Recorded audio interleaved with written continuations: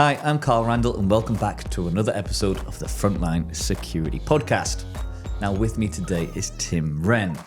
Now Tim, like one of our previous guests, Mark, makes up one half of the Bouncerbros duo. And today we're going to be talking all about Tim's security industry experience, why security is the perfect side hustle, and what you can expect from the Bouncerbros in the future. This is what's coming up. People have got it wrong when it comes to bouncers who just want to fight or door supervisors just want to fight. They don't. Doesn't matter how hard you think you are, You're not going to do it. I've seen some crazy things, mate. A lot of crazy things. She looked down, looked at me, smiled and laughed. I think once you hit that stage, you're the bad guy then.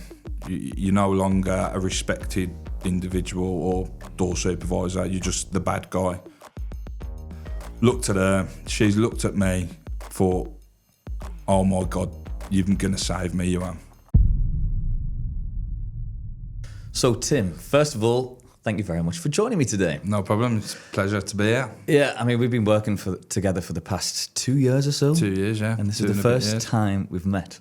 Well, yeah, glad to meet you. Glad to meet you. Glad to so be. let's go right to the beginning of your security industry career. What made you choose security? Back when I was around 14, I went on work experience in the army. I always wanted to go in the army, watching films and stuff like that. And it kind of like captivated me because, you know, helping my country, helping people, whether it's like going out to certain countries, building shelters or whatnot, it really fascinated me, that kind of lifestyle and the routine of it. But unfortunately, I had a brain operation when I was 14, and then I had seizures. So that meant I couldn't join the army, because obviously join the army, you've got to have life to preserve life. So I kind of swayed from that, and then I thought, well, you know, I had a whole career path, join the army, come out, do 4 years, and then become a bodyguard. That's what originally I wanted to do, but that couldn't happen for obvious reasons. So then obviously school went by, I started to grow, hit puberty, started to become a bigger lad. And then from then people have started going, oh, you're a big lad, would you be a doorman? I'm like, well, I've never really thought about being a doorman. Like, what is there that I can, you know, give to being a doorman? What are my attributes to be a doorman? Because you know, it looks like a hard job. Well, it is a hard job, isn't it? But yeah, I was just always been told you look like a doorman. Any time I went out into a club, people would ask me, because I always wear black. Black's my thing. The way I dress, I look like a doorman. So I'd be like out in a smoking area. Oh, you a doorman? Do you work here? I'm like, nah, mate. Like, I'm not a doorman. So I've always thought about being a doorman. Then I was like, shall I do it? Shall I not? And then it was. I think, how do I become a doorman then? And then it was like, I was working as a youth worker, and on that project, it was only a 5-year project, so I worked 3 years of the 5 years, the last 3 years of the project. And when it come to the end to make us redundant, it was like, we'll pay for a course for you to do to then get another job because we're making you redundant. So I was like, yeah, I'll do my door supervisor. Let's have a crack at that. So I think I was 23, maybe 22. 2017, end of, I'd done my supervisor course. That got paid and I become a doorman. And I haven't stopped ever since, really. That's the whole story as to why I'm a doorman. But if people are going to call you a doorman, say you look like a doorman, you might as well get paid for it. Might as well be a doorman, yeah. So going back, I know you mentioned there that you had your brain surgery. So on reflection, going back, and you wanted to be in the army, would you still go down the same route now of going into security? Yeah, probably more so. Pretty quicker. Yeah. I'd maybe when I turned 18, I'd probably gone straight to being a doorman. Yeah. because I enjoy it now. Why not? You mentioned there, obviously when you were 17, you had a big growth spurt, and you are a big guy. Yeah. How tall are you? 6'3". 6'3". Do you think being big helps you be a better security professional? Not necessarily better. I'd say being big, obviously, it helps. Obviously, as a deterrent. Not like I'm going to go and grab somebody and pull them out. It's not like that these days, is it? It's more communicational, intelligence-based, and, like talking to people more than brain over brawn. That's 100%. What I'd say the job is. So being a big guy does help, but you don't necessarily need to be a big guy. There's situations where a big guy is probably not going to be permitted. So you might want somebody smaller on a certain job or a certain door, or you might want a big guy on another door. I don't know. It's just all depends on the job and where you're working, what you're doing. I think, yeah. So I don't think necessarily being a big guy. I think any size fits. Yeah, and being a big guy, do you think you're expected to kind of deal with any altercations first? Do you reckon they send you in, basically? I've had that in the past, yeah, where people have shouted out for me, and it's like, yeah, all right, I'll go and deal with it. But then it's like, you don't need to be a big, you don't need to rely on big people to deal with stuff, because it's not all about, again, like I said, it's not all about brawn. It's all about talking to that individual in that problem, in that situation at that time. It's all about, it's the elements of that situation, what's happened, where's it happened, who's it happened with, and just trying to put all that together rather than going in there, storming in like a big guy I am, start swinging people around. You can't do that. And we were talking before this podcast about some of the activities and stuff you do outside of security, and one of them is mixed martial arts, kickboxing.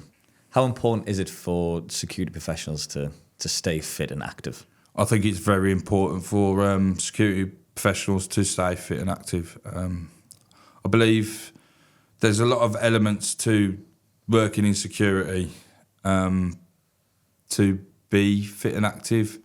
You need to be fit and active for. So saying so I worked response at a festival. So you've got to get from A to B pretty quick. If you're sitting at home on the sofa eating donuts and drinking coffee, I don't think you're going to get to A to B as quick as somebody who's jogging around a block every morning 5 miles. So yeah, for that instance, I do think that you need to be physically fit. Appearance-wise, it's also a deterrent, isn't it? Being physically fit, because people might look at you and be like, "Well, I know he does train and he can do. I don't know. He might be able to look after himself. So let's not.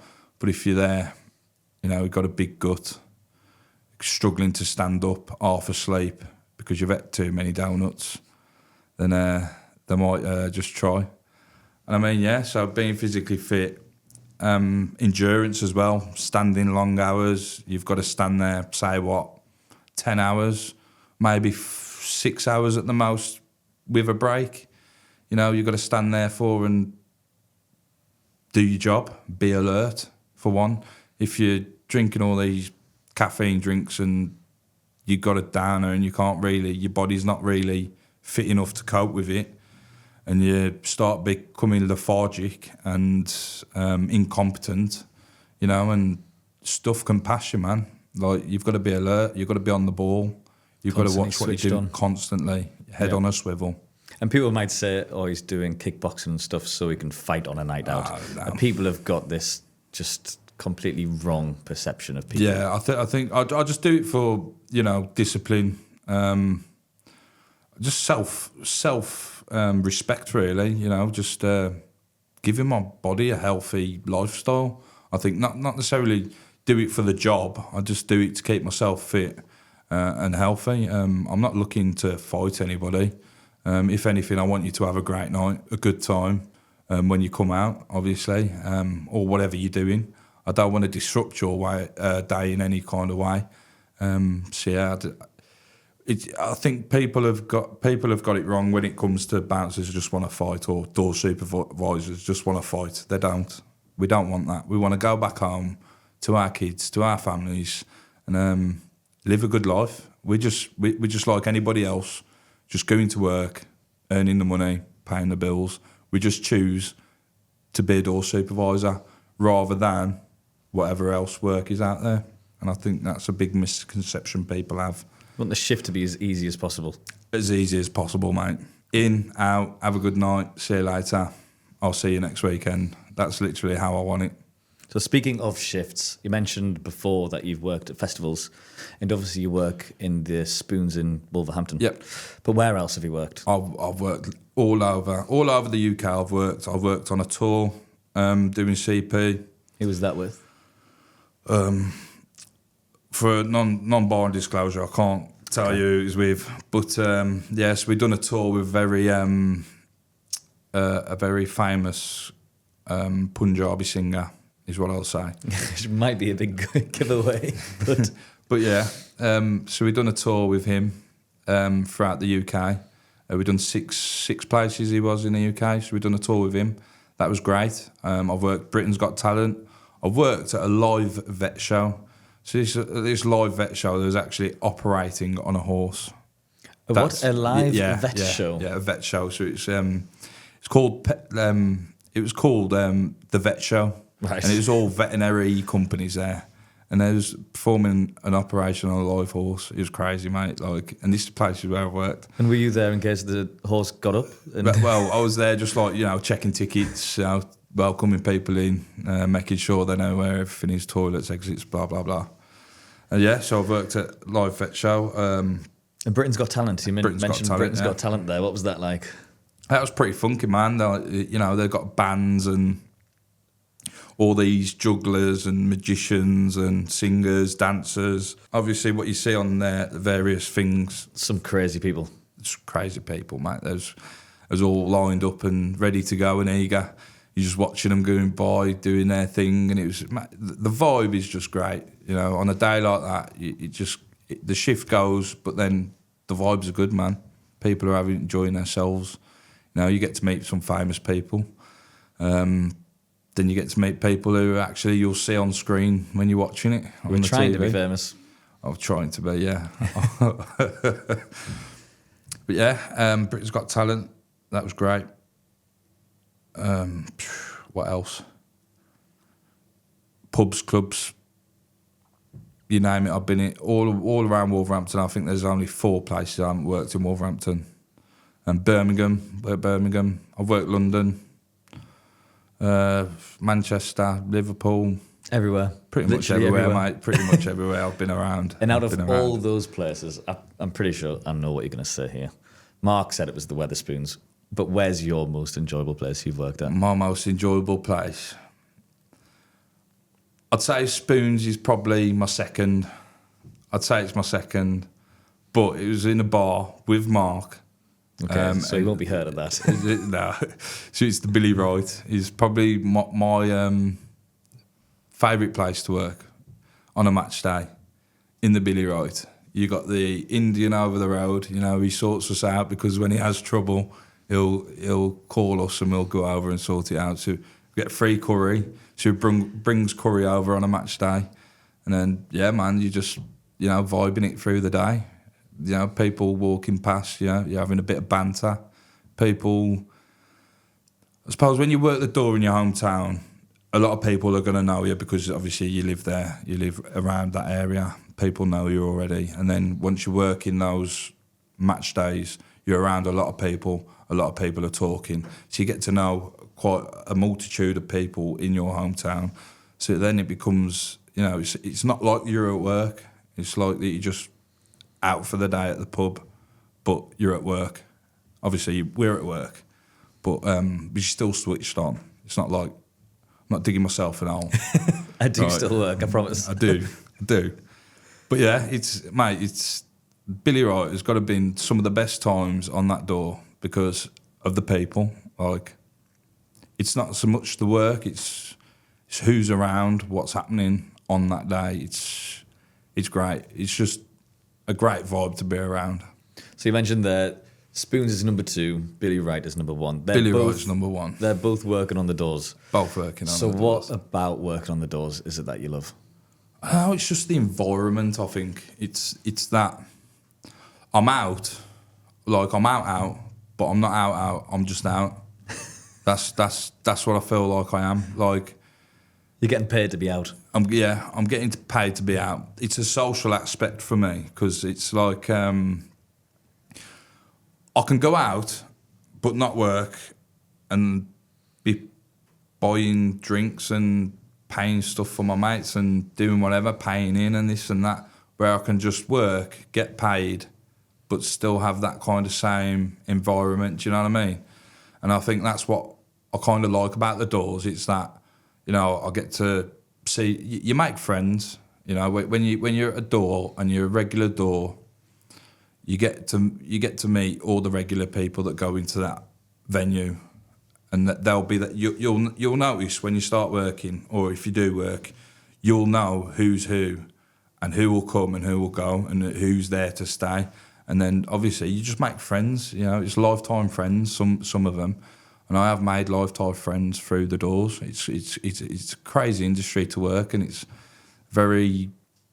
beneficial as well. You know, I met a guy, you know, we became friends, and he was a barber. I was getting my hair cut for free until I was bald. You know, it's the benefits from working, not necessarily like you're not trying to get that, but that's what can come of it. Do you know what I mean? It's not like you go in there, oh yeah, you're going to give my hair a cut, you know, because I'm letting you in.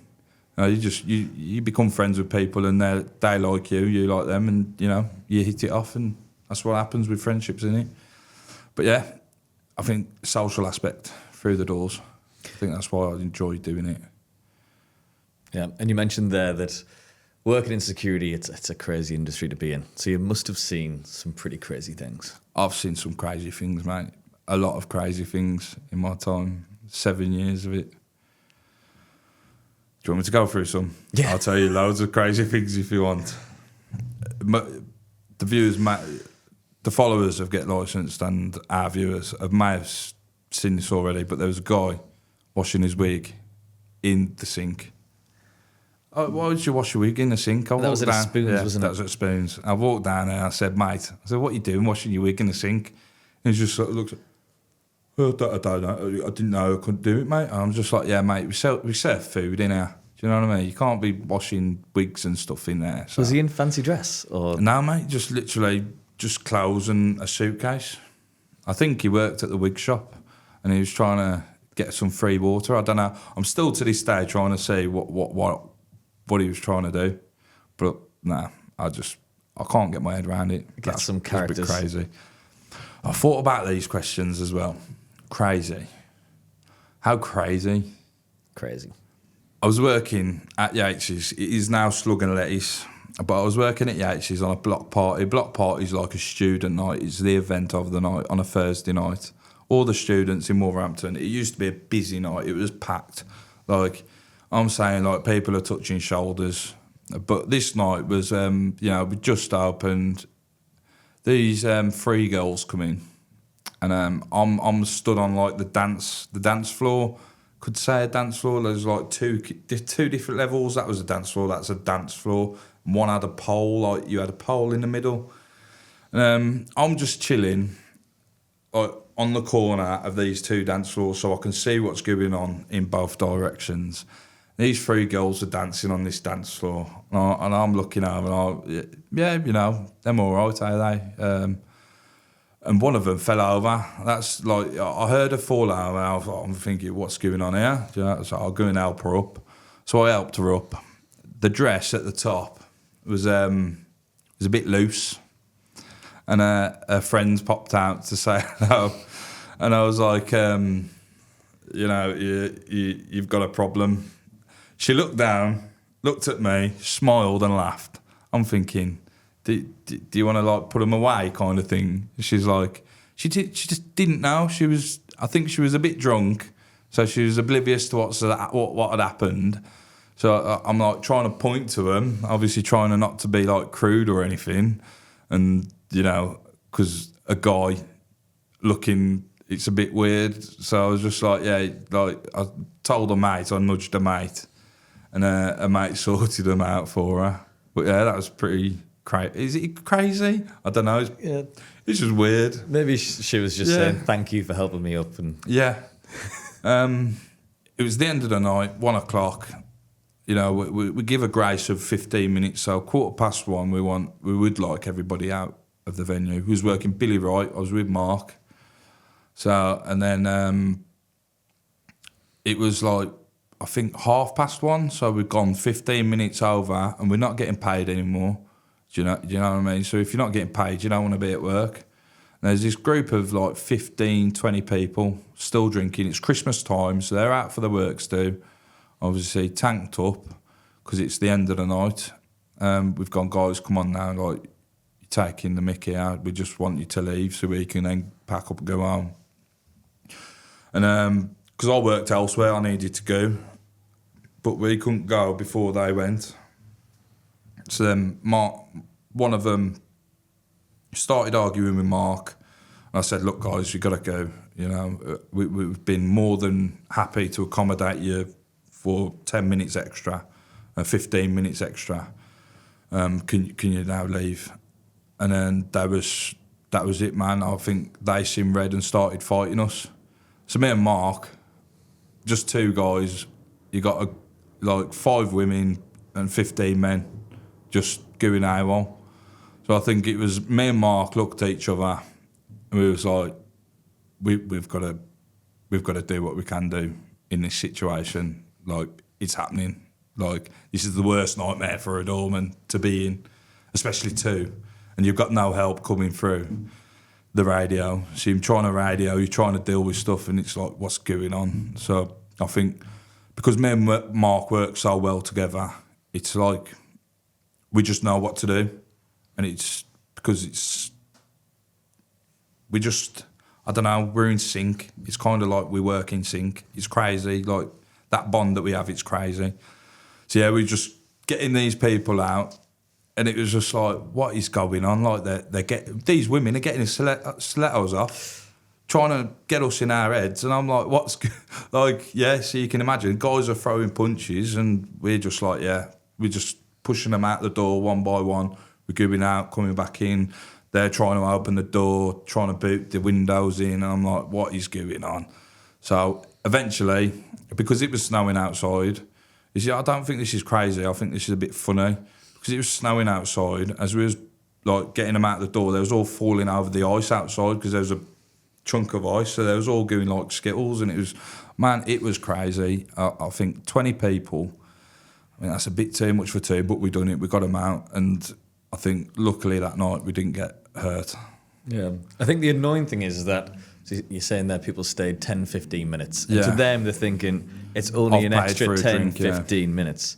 But they don't realise that, yes, you've got other job commitments, you've got other places to be, and then just see red. Yeah, it's a bit, I think once you hit that stage, you're the bad guy then. You're no longer a respected individual or door supervisor, you're just the bad guy. Because you're trying to take something away from somebody that doesn't want it taken away. So I think in that moment can get heated. And I think then when punches are being thrown, talking's quite out the window, and you've got to, obviously restrain and then do what you can. Eject people. And I don't really like doing that, but on that night, mate, that was crazy and that had to happen. And I mean, yeah, I'm sorry. Well, let's go back to more positive things. Yeah, man. So what would you say is your most proudest moment? One moment in your security career that you can look back on and be like, I've actually really made a difference. Really made a difference. I've actually tried, I've got a few things that I'm proud of in my security career. I mean, on a day-to-day basis, mate, I can be proud of anything. But my most proudest moment of my security industry is I left work at around 3 a.m. in the morning, so Pop World shut. I kicked that pop world. That went sweet. So I come outside, and you can imagine, obviously after everybody leaving, like you've got like people chilling, people talking, people waiting for taxis, people going to the kebab shop. So anyway, I've finished. I'm on the way to go down to Gorgeous to do another another shift there, because they open till 6 a.m. So I'm doing 3 till 6 there. So I'm walking down, and I see a young lady with a skirt and a short-cut top, and a guy with her. And there was a guy on the bench sat next to her. And I looked at them and I thought, so you've got baseline behaviours, you know, and what's the norm and what's not the norm. And I looked at him and her and thought, that ain't normal. Like, you would not see a guy like him with a girl like that. And I mean, people say don't judge, but you've got to judge in these situations. Like, so I've looked over, I'm like, she's like all cowardly and like timid and kind of crying. He's all like, give me predator vibes. And I kind of knew with the situation. I've looked over, he's got his hand up her skirt, and I'm thinking, nah, mate, you definitely don't belong here. So I've walked over, looked at her, she's looked at me, thought, oh my God, you're going to save me, you am. I'm like, Bab, like, our taxi's here now, we've got to go. Like, seen the guy, he looked at me, I looked at him, I give him the old, yeah, you know what you're doing wrong, mate. You don't want to catch me.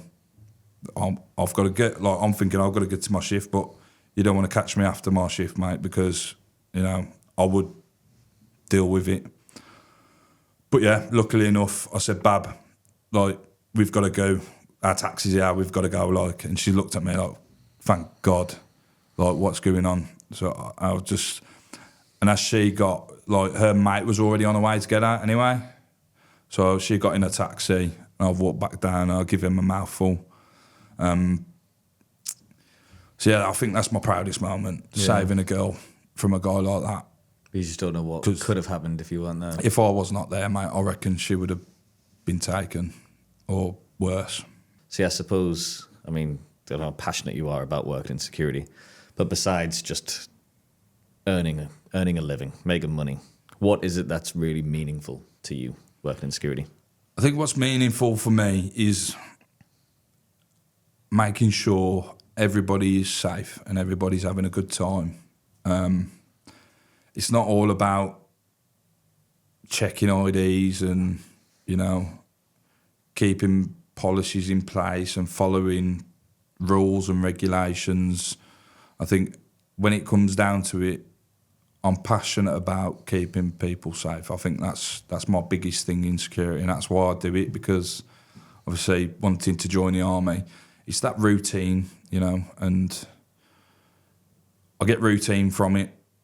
Friday, Saturday, Sunday, I'm at work. I know what I'm doing. I know what I'm wearing. It's all ready. I'm prepared. I know what's going to happen. I know the risk I'm going to take. But yeah, I think the main thing for me is, you know, giving people that safe night that they're coming out for, and not that bad night that they don't want and that they've not come out for. I think that's why I'm passionate about it. Yeah. I think that's the one thing for me. And speaking of, obviously, customers coming in and out, you get very difficult customers. Yeah. What would you say is your biggest pet peeve when it comes to people coming into your venue? Peeve. I like everybody. I get along with pretty much everybody I come across. Anybody who shakes my hand, they know. I think they just know that I'm not about bad vibes. I'm not about being that guy to ruin your night. But my biggest pet peeve is probably people who come to the door with white noses. Yeah, we just know. We know. When you're experienced in that job, in the line of doing the doors on a weekend, and people want to have some devil's dandruff, and they've got it all around their nose, and they want to come in, and they're looking at you with their dry mouth and their wide eyes, it's a bit like, mate, you need to go home. Like, I think it's your end of the night, yeah, boy.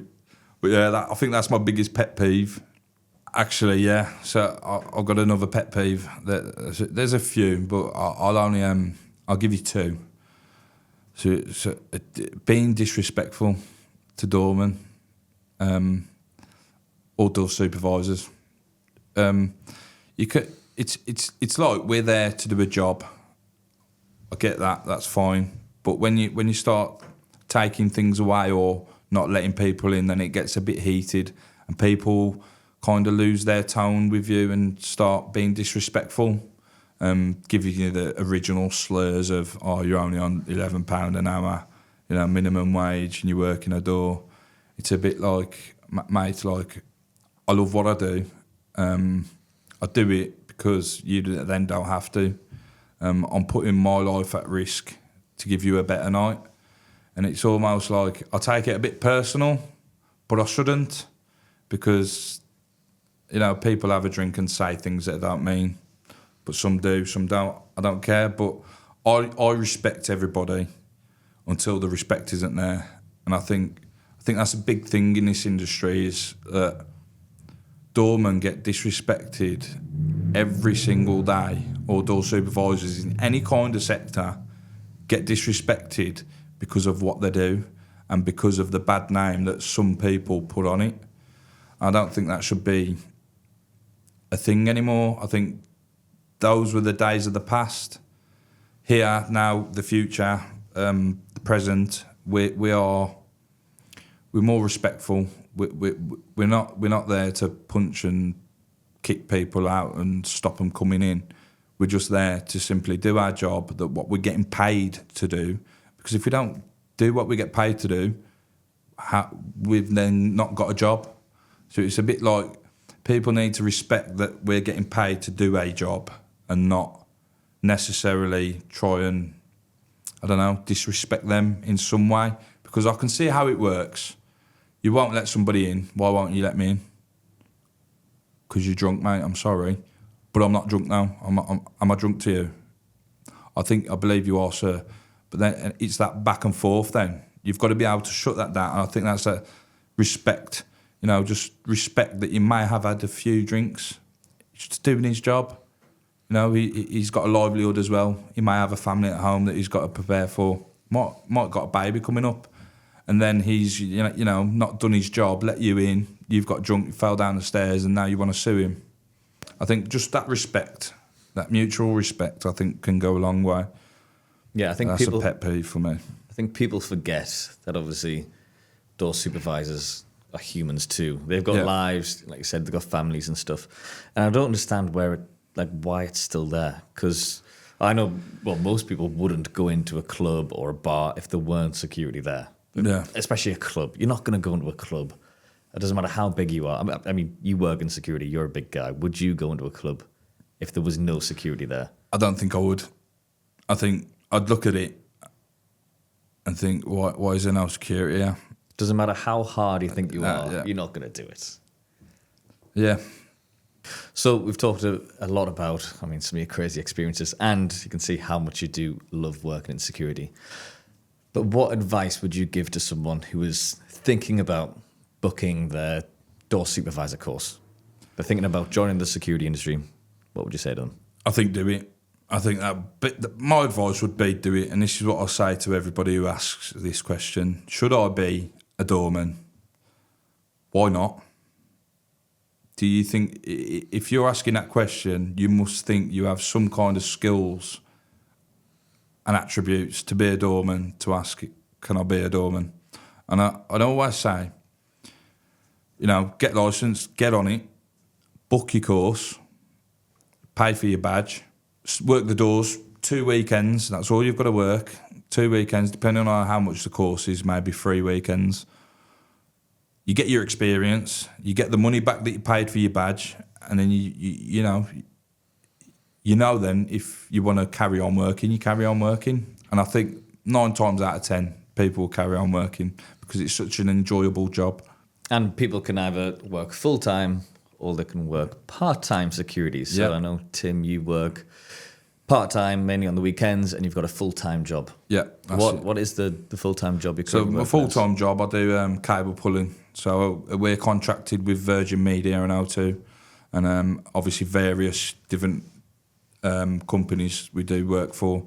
So lately we've been doing highways. So we've been doing like traffic lights, fibre for the traffic lights. So yeah, I do cable pulling. I pull cable in a day.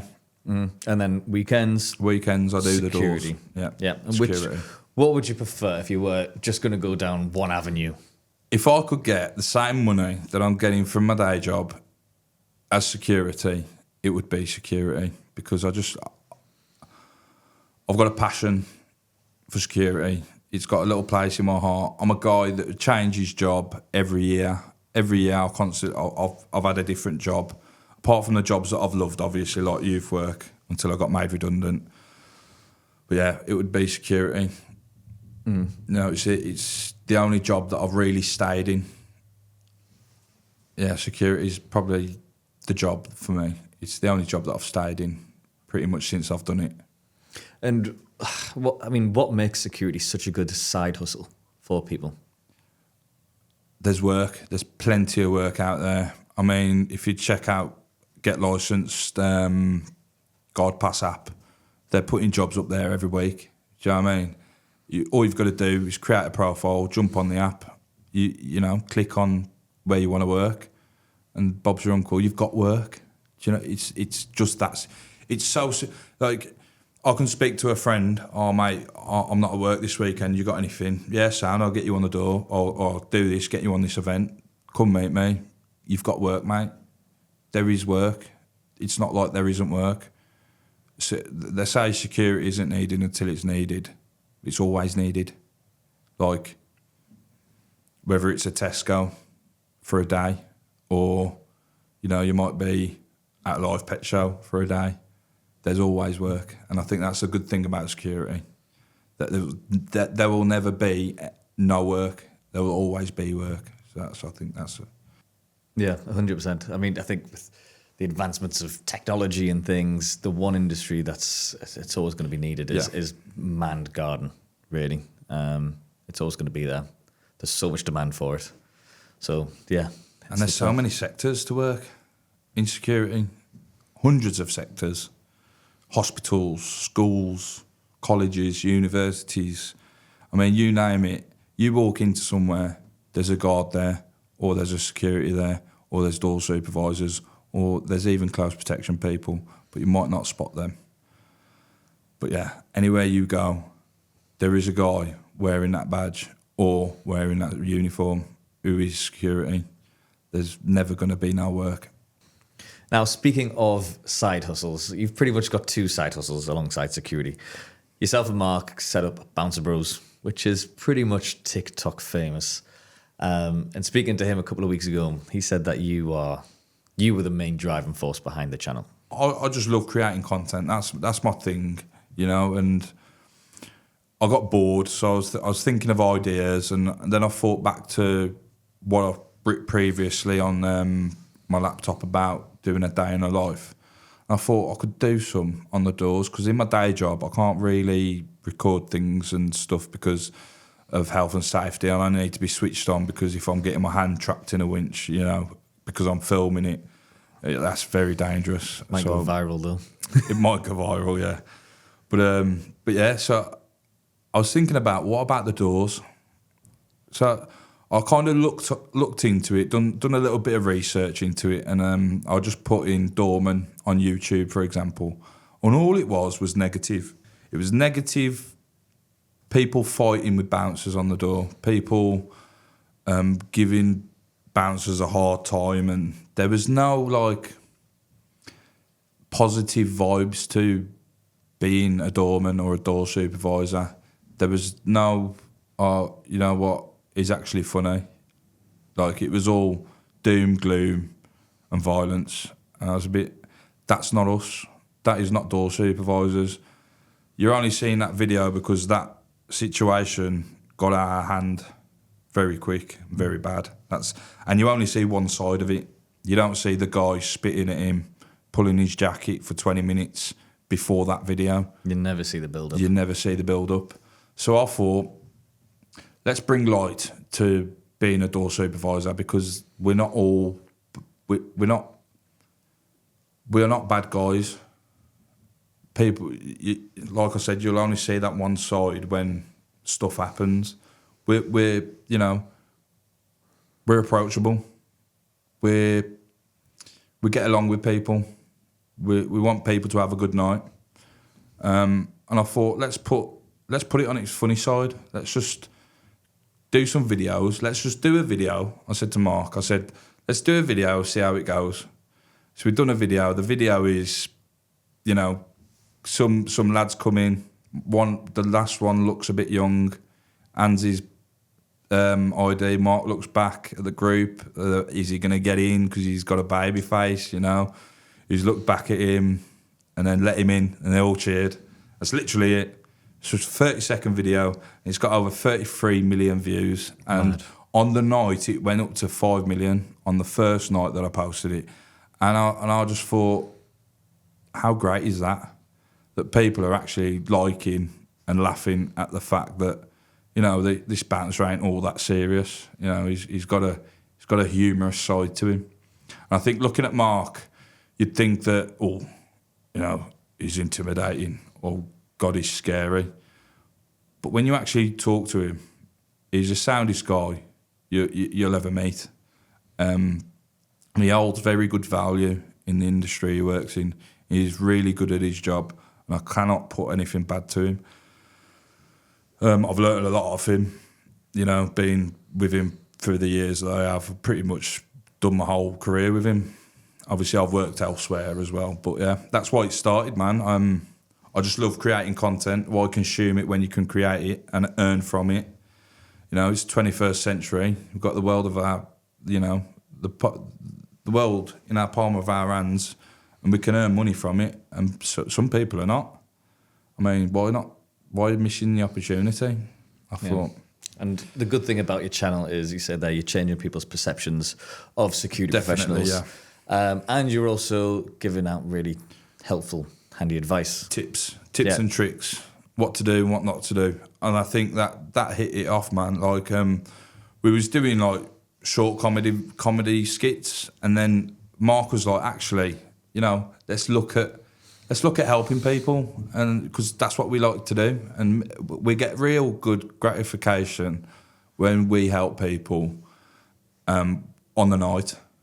So we kind of put a plan together. Let's do some tips and tricks. We'd done one video, and it got over like 2 million views, I think. That first week it hit, and it was like, some of the lads were coming to the door. Oh, I really like that tip. I've took it on board, and now I'm going out with a group of my friends instead of my own, and I'm not walking home alone. I'm getting a taxi. It's much safer now, and I feel more confident going out. I was like, we could be on something here, mate, because I've looked around as well, done the research on it, and there's not really that many tips and tricks about, apart from Get Licensed Day, that you post a few. So I thought, yeah, let's crack on with them. Done a few more videos, and mate, the response that we're getting from them, people are just like, you know what? I'll get like a guy come up to the door. He was like, I love your videos, guys. The tips and tricks. I've told my daughter everything, man. Like, she's like, she knows what to do now. And I think the younger generation that grew up through lockdown, that was 17, now turning 18, haven't really got that, I don't know, awareness. But then watching the videos, they're kind of like, know what to expect and maybe how to act. I don't know. But you will see more tips and tricks. Yeah, I'm excited. Because, man, I just really enjoy helping people. And that, when I was on the way here, a guy actually messaged me from New Zealand. And he was like, mate, I've become a doorman in New Zealand. I've been watching your tips and tricks, and they've helped me out and made me feel more confident in what I'm doing and my job. I mean, that's just great, isn't it? And I get messages from people like, thanks for helping me. Like, I didn't know what to do, such and such, and they've like took that tip, and it's like changed their whole night. It's crazy, but yeah, I love it. Well, yeah, I mean, the Bouncerbros channel it's a fantastic channel, and the views are more than well deserved. So, I mean, we've talked all about your security career, but where do you see yourself in the next 5 years, whether it be with the Bouncerbros TikTok channel or yourself? Where would I see myself in 5 years? Obviously, TikTok is TikTok. People come and go. I'd like to think that I'm still doing it. You know, I've got things in the pipeline. So yeah, just keep watching and following. But yeah, 5 years is a long time, but very short as well. I was actually working an event. This is what I'd like to do. I've been looking for jobs through the SIA to become a security penetrator. It's kind of like testing security levels, you know, man guarding. Are they going to take a bribe if I come in and be like, you know, I'm just going to fill my trolley up and walk out. There's a tenner. Keep it to yourself. So if you do see me, don't let me take that trolley. But yeah, I would like a job with the SIA, obviously full time, doing what I do best, you know, just looking after people or looking after door supervisors. Probably being a manager of some sort in the security industry, I think would be a good thing. But yeah, I'm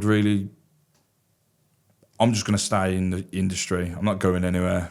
So I'm either going to be on the door or I'm going to be a manager. I'm still going to be a door supervisor. Yeah. But I have currently done my CP course, so my close protection course with Mark. So yeah, I do work in close protection. So hopefully I'll get a few good gigs and I'll see where we go. Who knows? Yeah. Who knows? Well, wish you the best of luck. Thanks, Cole. And speaking of Mark, just then at the end, I did actually message him yesterday and say, have you got a question for Tim? Have I got a question? And he does have a question for you. We've got it here. So it is, if you could have any animal on the doors with you as backup, what would you choose? If I could have any animal on the doors as backup, what would I have? Oh, that's a good one. It would depend on the situations on the door. I'm going to go with a spider monkey. A spider monkey. Why? It's different. People wouldn't expect a monkey to be on the door. Especially not a spider monkey. And, you know, like, it would probably stop most of the situations. You know, you can just hop over heads and just be like, yo, guys, what's going on? You want something nimble and agile. Yeah. You know, you can just chill on my shoulder. Yeah, honestly. A spider monkey, it would be. We're sticking. Yeah, I've got to. That's good. I really want a spider monkey. It works. Might draw in the punters as well. Yeah, I mean, that's it. No, well, it's been Good absolutely fantastic to have you, Cool. Tim. It's been a pleasure. It's been great finally meeting you. Been Yeah. far too long. But yeah, I'm sure I'll see you in the future. Thanks again. And thank you very much for watching. Out.